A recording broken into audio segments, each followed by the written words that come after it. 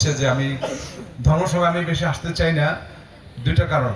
যে হুজুররা ওনারা একটা প্ল্যান করে আসেন, প্লাস গ্রামের মানুষেরও একটা এখান থেকে একটু শোনার বা শিক্ষার একটা পরিবেশ থাকে। তো আমরা যারা ইলেকশনে নেমেছি তারা আসলে অনেক সময় পরিবেশটা আসলে বিঘ্নিত হয়। এই জন্য আমি খুব আসতেই চাই না, যাই তাও আমি খুব কম কথা বলি। হুজুর যদি পারমিশন দেন 2-3টা কথা বলে শেষ করব। আমাদের বাংলাদেশে যে পরিমাণ ধর্মসভা হয়, যে পরিমাণ ইসলাম ধর্মের চর্চা হয়, পৃথিবীর অনেক উন্নত দেশে তাদের ধর্ম নিয়ে কিন্তু চর্চা নেই, ধর্মের কোনো ব্যাখ্যাও নেই।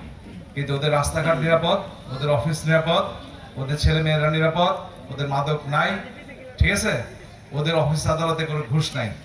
তাহলে আমরা যেগুলো করতেছি, প্রচার করতেছি, সেটা কি সাধারণ মানুষ গ্রহণ করছে? করতেছে না। তার মানে হুজুর সাহেবরা যেটা বলতেছে, আমরা সাধারণ মানুষ যেটা আছি সেটা অ্যাকসেপ্ট করতেছি না, বা আমরা ধর্মটাকে মনে প্রাণে গ্রহণ করি নাই, শুনতেছি, বের করে দিচ্ছি। হ্যাঁ,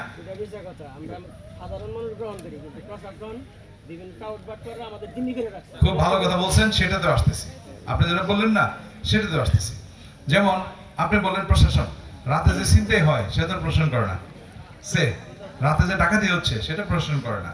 প্রতিবেশীর সাথে ঝগড়া হয় 1 শতক জমি নিয়ে, সেটা তো প্রশাসন করে না। আমরা মিলাইতে পারি। বাবা মারা যাওয়ার পরে সব ভাই ভাই ঝগড়া শুরু করে দেয়, একটা জমি জমা তো কিন্তু ভালোভাবে এই দেশে সমাধান হয় না। তারপরে দেখেন একটা ভদ্র মহিলা বিয়ে হয়ে গেছে, সে তার হাজবেন্ডের বাড়ি চলে গিয়েছে। সে যখন ফেরত আসে বাসায়, হয়তো বাবা মারা গেছে, শোনে একটা ভাইয়ের বাড়ি, বোনের কোনো অধিকারই নেই, সেটা তো প্রশাসন করে না। কাজে প্রশাসনকে আমরা যেটা দোষ দিব, সেটা যেটা করে সেটার জন্য দিব।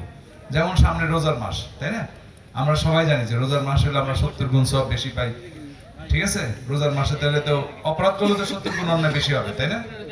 কিন্তু সরকারি অফিসগুলোতে আমরা যারা ব্যবসা করি আমরা জানি রোজার মাসে ঘুষ বেশি দিতে হয়, ঠিক আছে? এই হলো বাস্তবতা। কারণ আমার যে